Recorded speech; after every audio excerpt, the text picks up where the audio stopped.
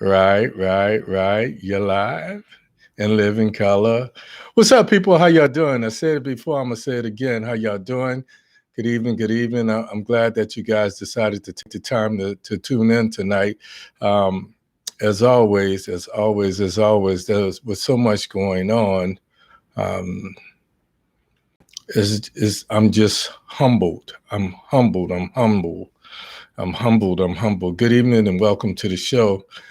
As I always say, thank you for spending your Thursday nights with me. I'm truly humbled, as always, that all the things you could be doing, you choose to spend that Thursday night with me.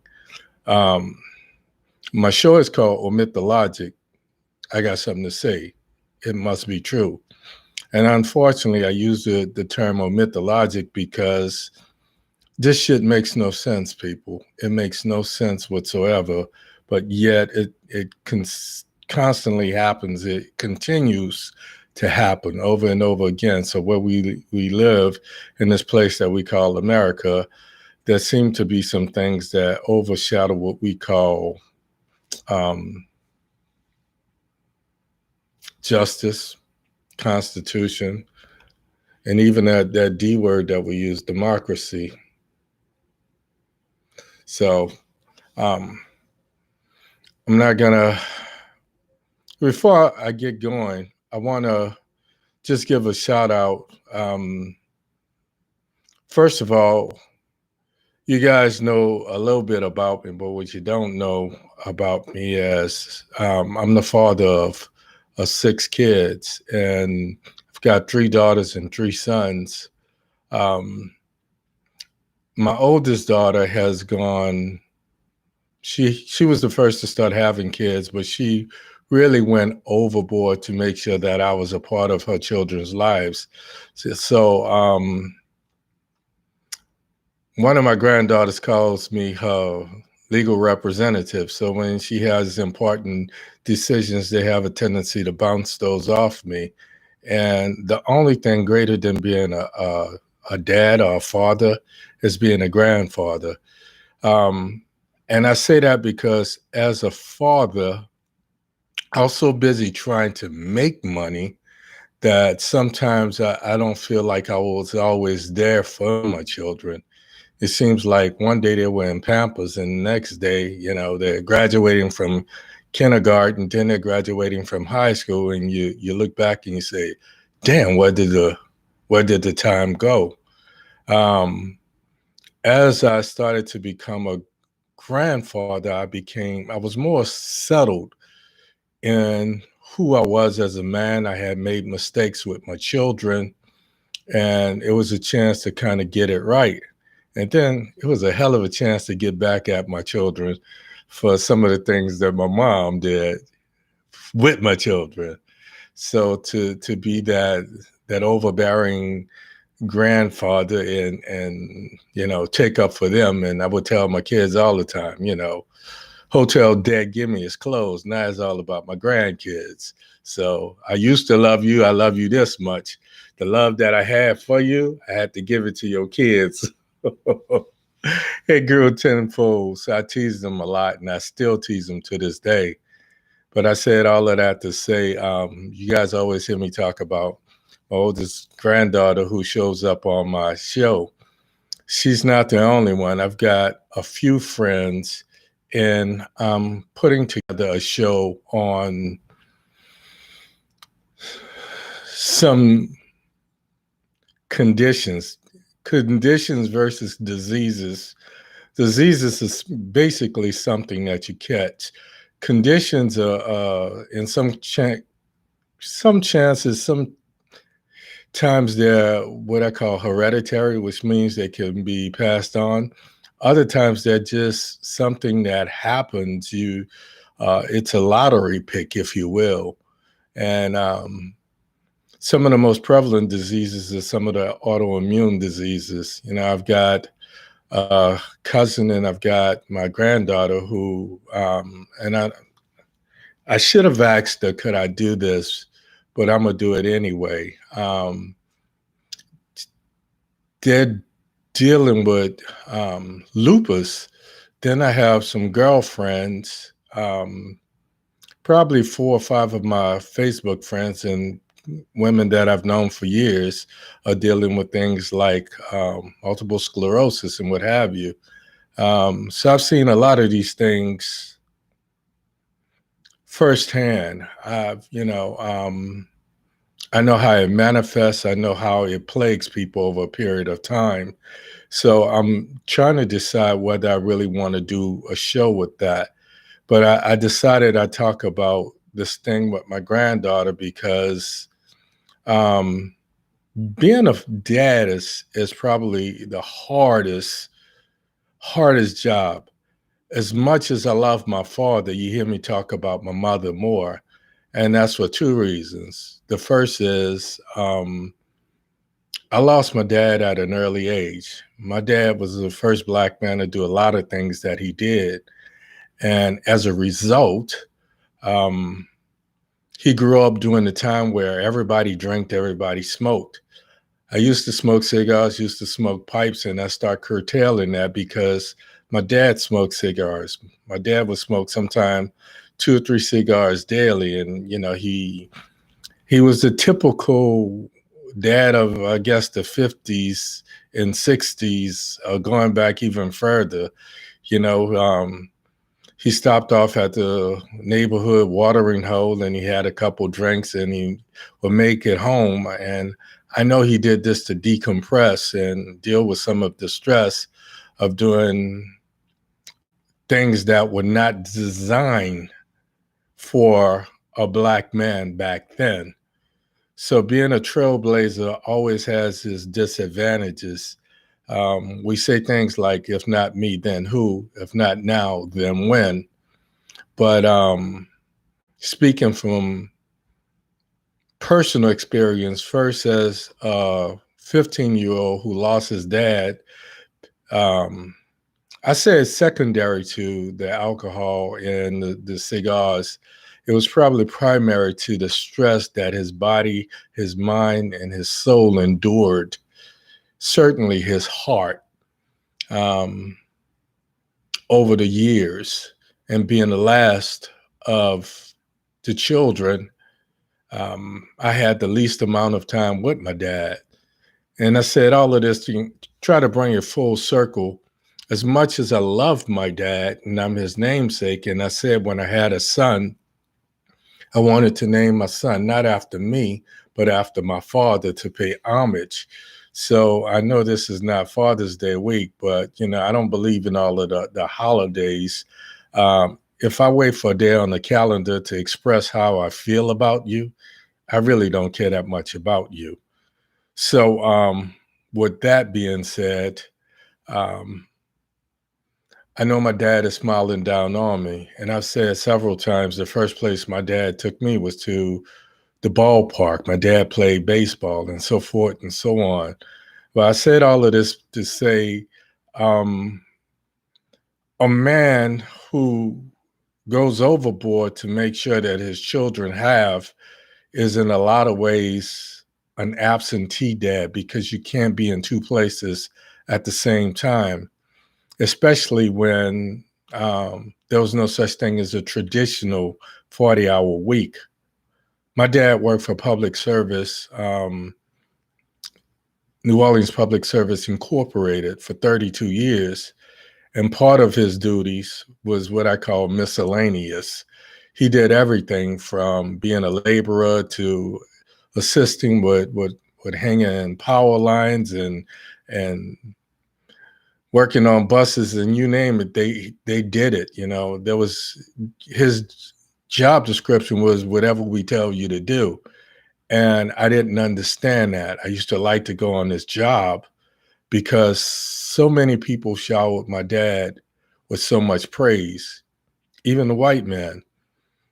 And I didn't understand because there were a lot of times when, I wanted to spend time with him. And if there was a hurricane hitting the city of New Orleans, my dad was working. He wasn't on call, he was working. So we never left the city for a hurricane.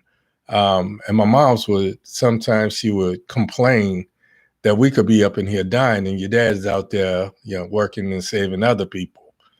And I realized at an early age, I didn't dare say it. I wanted to say, Mom, but that's his job. You know what I mean? So I grew up being proud of my father, loving my father, but because mom is the first face you see early in the morning, and usually the last face you see before you close your eyes, it's just normal. And my mom's was just that type of person. I remember one time I got mad um, at my mom's because she didn't want to give me something. Now, you guys might say that I was spoiled. And if you repeat this, I'll emphatically deny it. I probably was. I probably was. I probably was a wee bit spoiled. My dad used to give us allowance. And the way I was raised, I assumed that a lot of other kids was raised that way and got allowance and got to do things. And then throughout my life, I had, uh, I guess you say, some revelations that other kids were either not as fortunate or whatever. But I got mad because my moms didn't want to give me something. And I decided, since my parents were divorced at the time, this was a perfect opportunity to make inroads, brownie points with my dad. So I said, Dad, let me tell you what my mama did. And before I could get the words with my mama out my mouth, my dad put his hands on me. He grabbed me by my collar. And I will say this, my dad never whipped me. My dad never, the only time my dad ever put his hands on me in anger, and he just grabbed me by my collar and he brought me close to him and he said, Boy, let me explain something to you. Just because me and your mama is not together doesn't mean that you bad talk your mama to me. You hear what I'm saying? And I looked at him and I must have been about maybe 11, 12 years old. But I realized, I said, damn, my dad still loves my mom. And it was confusing because I didn't understand that kind of love, between a man and a woman. I understood the love of a father to a son, a mother to a son, and grandparents, and even the extended family that I talked about, a village family in the neighborhood. I understood all of that. And I'm saying all of this because I worked my behind off. I didn't have just one household to take care of. Um, so I tried to be an absentee dad. I tried to be a remote control dad, and I tried to be a part of my kids' lives, even though I didn't have the luxury of being included in some of the decisions and what they ate or where they went to school or even sometimes what they wore. I was one of those dads. If I picked up my children and I didn't like the clothes that they had on, I would take them to Sears or, J.C. Penney's and buy them some more clothes, on the spot. And, I just dealt with the repercussions when I got them home. Um, all of that comes into play when you become a grandfather. Because when you become a grandfather, you don't have the deal with the intricacies of the mom and dad and all that goes on with that when you're young and you see a family or a one-time loving union start to dissolve. So I give big shouts to my oldest daughter, especially, for making sure that I could be a part of her children's lives. And my granddaughter, she was my first grandchild.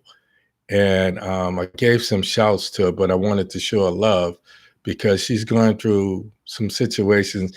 And I know what she's saying, Big Papa, you're going to make me cry. Yo, and I told her last night, she called me. I said, shit, I cry. I cry when I can't protect you from something. This is why I do what I do right here, folks. Because this is me making a way for my children, my grandchildren. I want to see things happen. I want to see the world change. I want to see this be a better place. When I look at the madness of Bill Cosby getting out and being overthrown, I have mixed emotions because on one hand, I see a black man who has done some god awful things, but on the other hand, I see white men who historically have done some of the same things, some of the same atrocities on a much grander scale, and they don't pay any consequences. So I'm not applauding Bill Cosby getting out.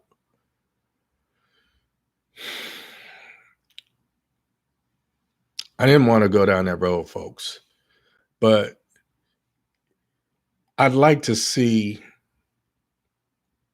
the Donald Trumps, and not just because he was president, but because he did some of the same things, and because he constantly uses other people's money to live and bail himself out, and there's no consequence for his actions.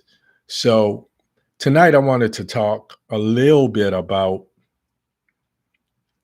bullies. I wanted to talk a little bit about scapegoats. I wanted to talk a little bit about what we call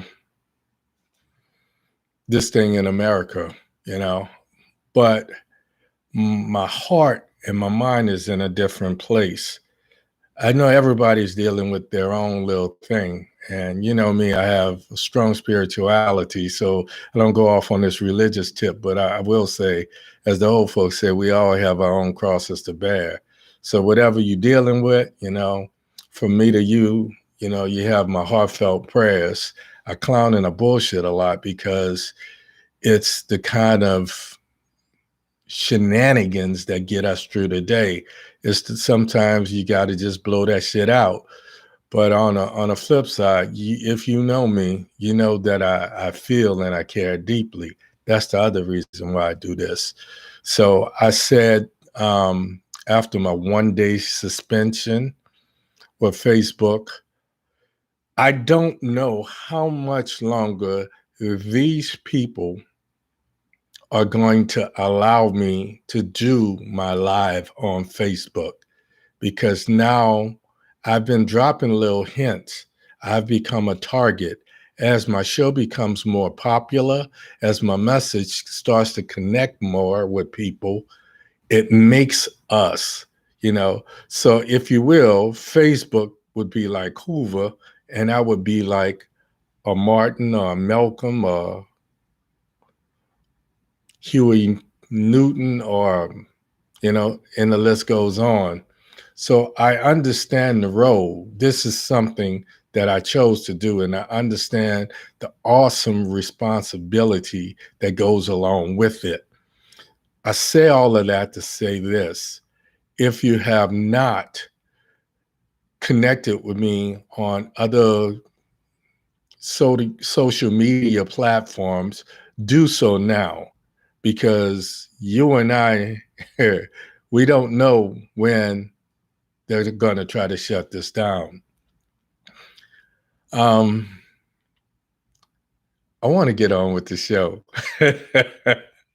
But this is what my head is. This is what my heart is. So I wanted to speak to you from the heart, because I talk to a lot of you folks. You know, I've got a friend on here who will call constantly. She's been helping me do some things like my website and things like that. And she's kind of smart. She ain't as smart as me, mind you, but she's kind of smart, and I bounce some things off her.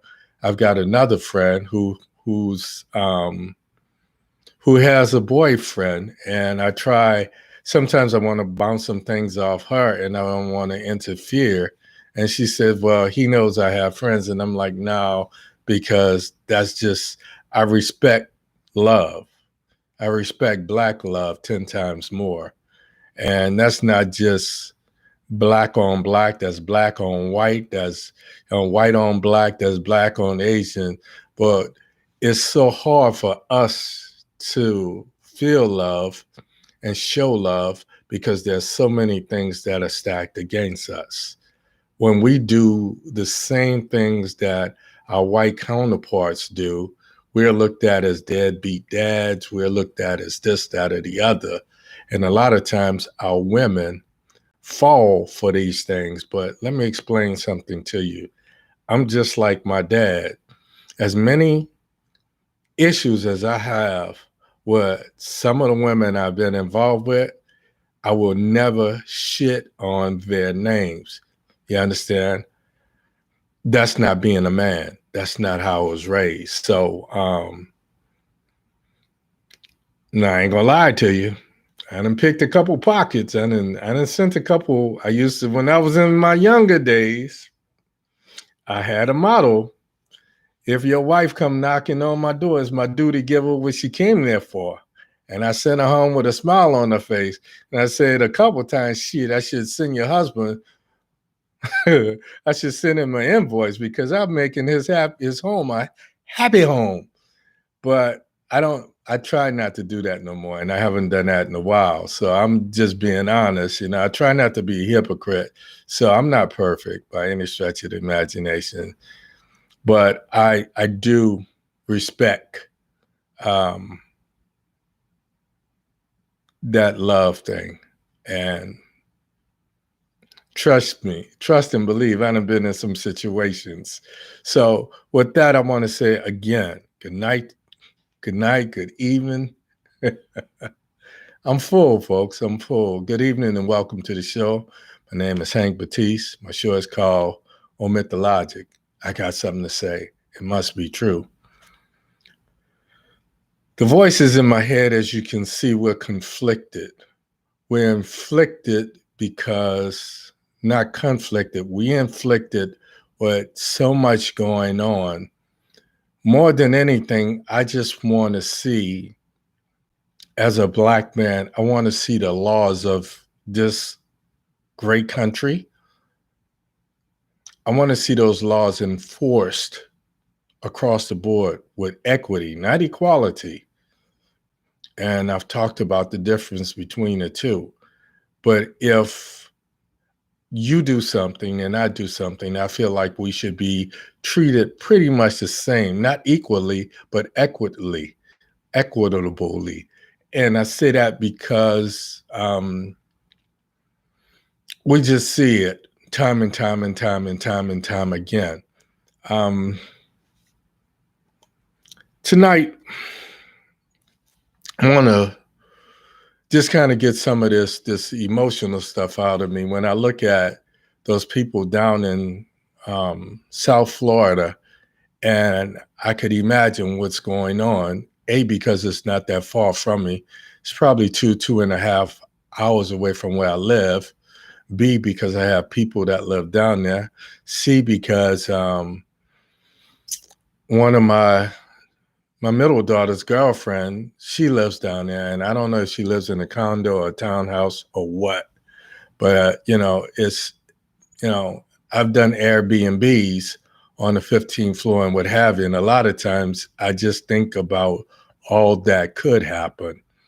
Even in looking for a house, I never considered a condo because A, I don't like sharing walls with anyone, and B, it just looks like it's a meeting greeting place that attracts certain things. When you start to talk about that concentration of, that many people paying that much money to be in this confined, space, and then you talk about all the corruption that's involved with that, and these inspectors being paid off, and this stuff being passed under the table. What it brings to my mind is what the Democrats should be trying to do. It's a sad reminder of what could happen when we start to look at bridges collapsing and There was one that just collapsed not too long ago. So I don't want this to be about debt and despair, but I want you to understand that the other reason why we do this is because we need to be unified and holding these people accountable. Because in America, we spell democracy CAPITALISM,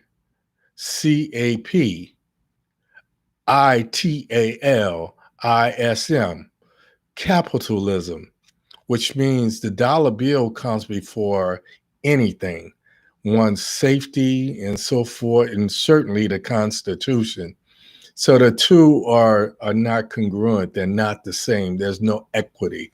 And it goes back to the central message. So folks, I had so much. I'm only human. I see what you guys are going through. Some of you I touch base with. And, when I call a girlfriend and I hear them, coughing and I'm fussing at them about, making time for themselves. In 2015, I had an epiphany.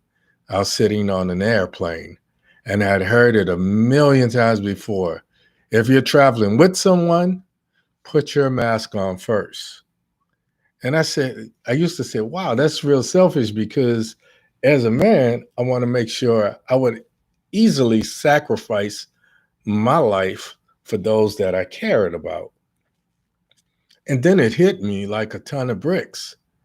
I can't continue to take care of them if I make that needless sacrifice.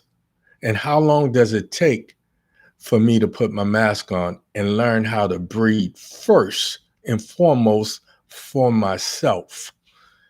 I told the same thing to my granddaughter. I said, make some time for yourself. All the things that you're going through, being a mother of two small sons, and I got great grandsons, and they're gorgeous, man. I said, make some time for yourself. And then I had to tell myself, Big Papa, shut the hell up. If the girl calls you, listen to what she has to say, because she just want to get it off her chest. So, folks, family, I know you guys are out there. You guys just derail the hell out of my show. So what the hell was I talking about? Bill Cosby, equity, Donald Trump, scapegoats. We are so tired of hearing Trump being indicted for this and Trump being indicted for that, and seeing this man travel around America in what they are literally calling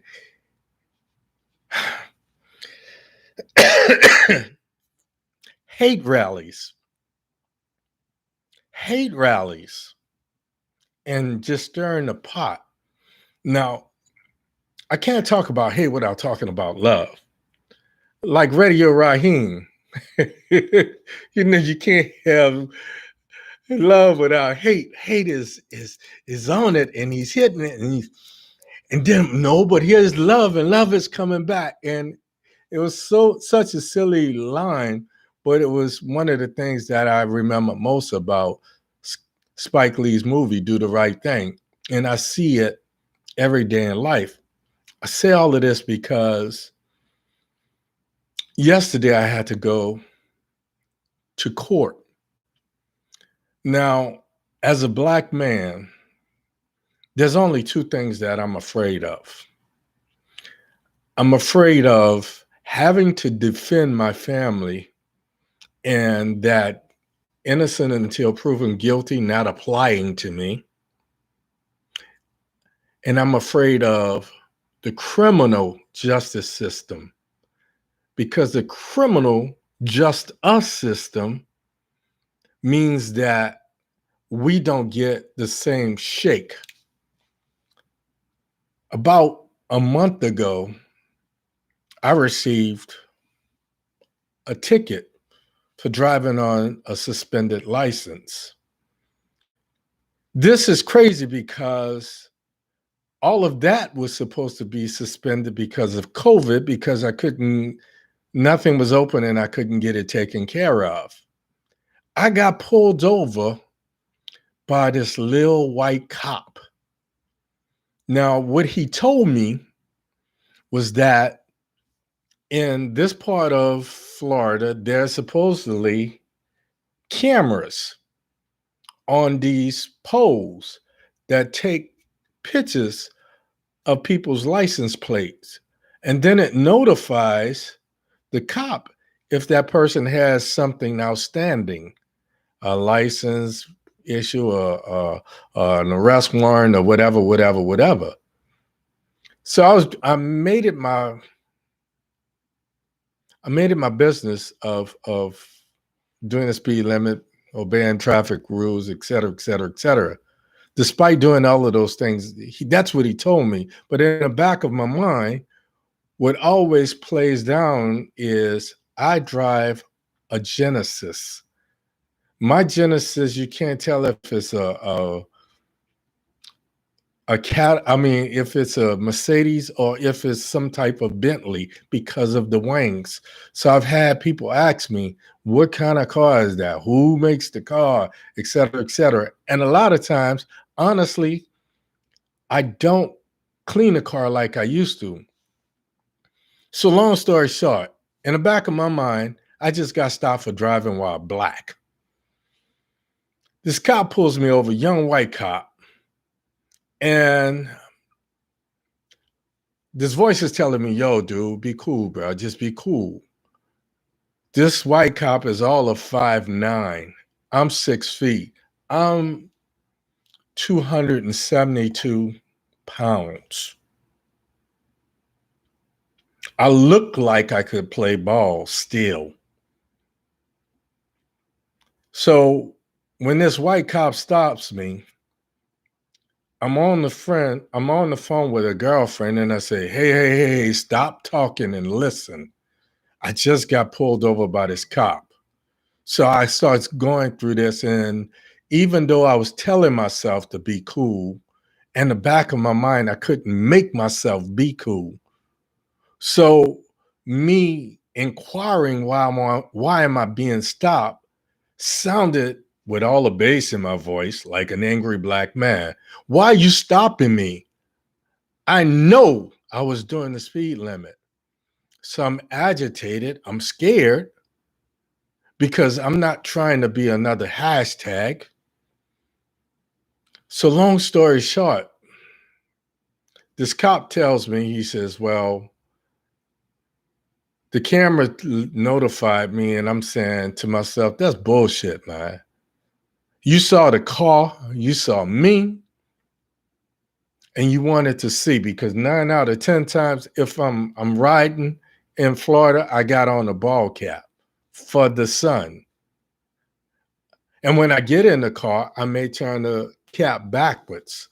So now I don't look like I'm 61.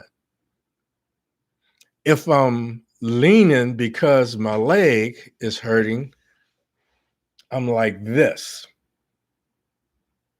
So now I look like somebody that needs to be stopped by some cop. Long story short, this white guy, this white cop, this white police, he says, hey man, look, calm down. And he says, blase. He says, get out of the car. I'm going to tell you why I stopped you. Take your wallet out your pocket. He did all of this stuff, and then he put handcuffs on me. And then he says, I'm going to sit you in the back of the car while I get this shit straight. So I'm like, this is some bullshit. So now my phone is in my car, and I'm hoping that this woman can hear all that's going on. The cop, now I kept all of this documentation on my phone from my Google account. The cop did what he said he was going to do. When other cruisers came up, He waved them off. So I only had to deal with one cop. Nothing but God, folks. Nothing but God. After he did all of this, he says, man, let me tell you something. He says, I am supposed to take your license, take your keys, impound your car, and take you to jail. He says, but this ain't right. And I said, man, look, I said, I got all of the documentation. He said, I believe you. He said, in the midst of COVID, this ain't right. White boy now. We call them white boys, but this was a white man because he conducted himself as such. He wasn't a cop. He was a police officer because he was protecting and serving. He checked out all of my stuff. Then he gave me a chance to make a case. And when I pulled up on the phone and I started showing him the documents or the evidence, he says, man, I wish I could do something to help you right now. He says, but I'm letting you know that your name is out there now. Do you have someone that could come pick you up? Because you're not supposed to drive. I said, nah, man. What about your girlfriend? I said, she doesn't drive. He says, okay. He says, I'm going to leave. When I leave, I didn't see you drive off. Be careful. So all of that led up to the court date yesterday. The guy didn't put any type of fine on the ticket. The ticket just said driving on a suspended or expired driver's license. Now, the flip side to that is the National Driver's Registry. And I know I went off, folks, but this goes in line to what I was telling you. This is how we become hashtags. I was this close to being a hashtag. I went to court online yesterday. I took down this photo and I was waiting. Should I show my diplomas and show them that I'm an upright citizen, or should I not put anything on the wall so I don't look like an uppity nigga or somebody who doesn't know their place? I decided to show my diplomas. And the judge said, blah, blah, blah, blah.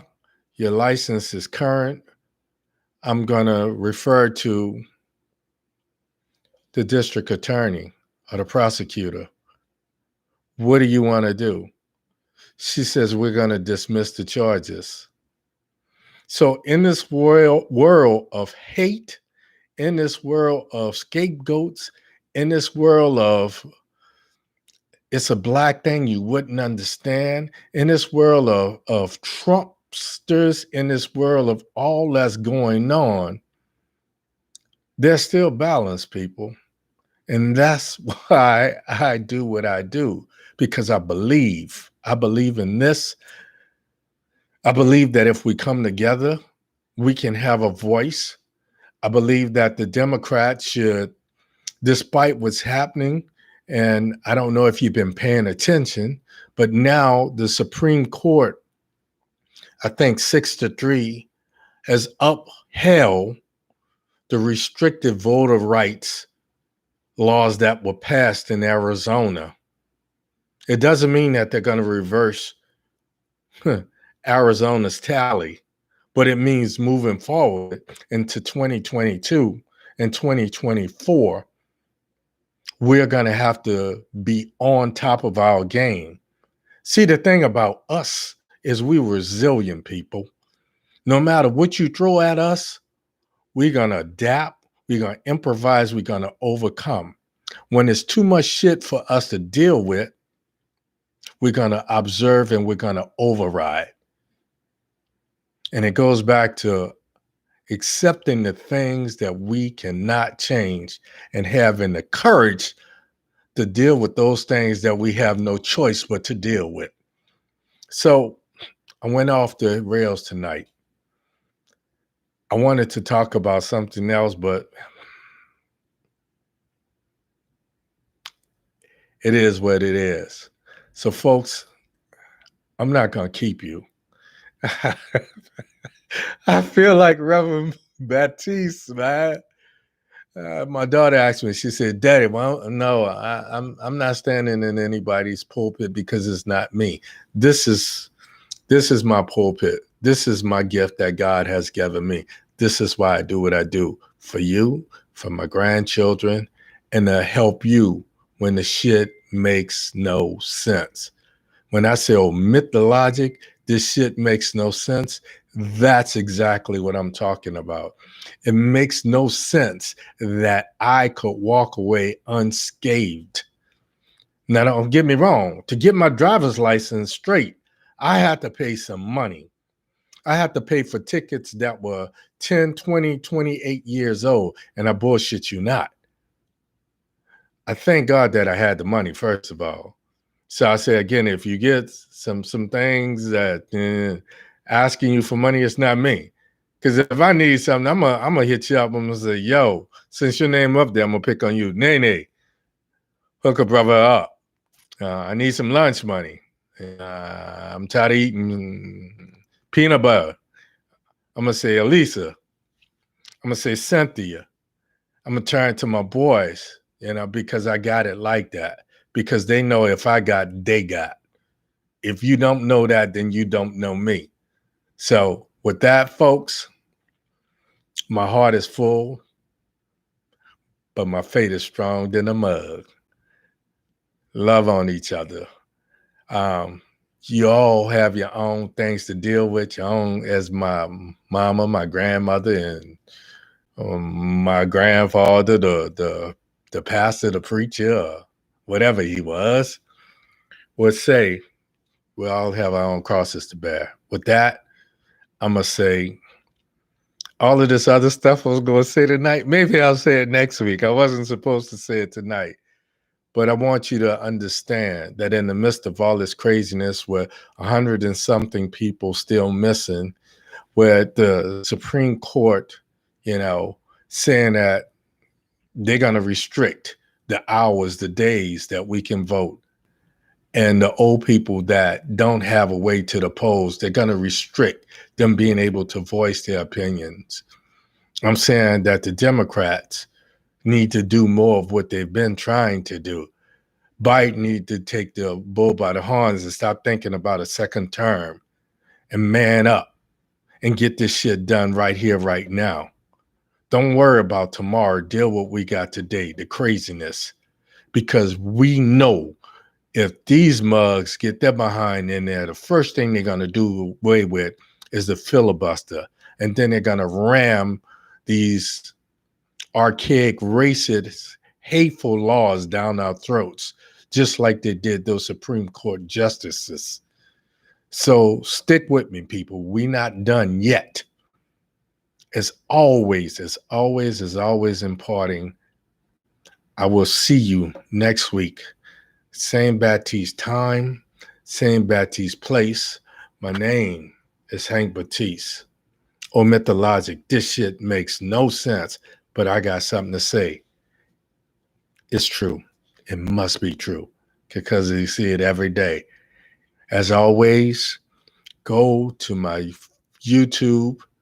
At the bottom of that video is that little button that says subscribe, ring the bell, and give me a thumbs up.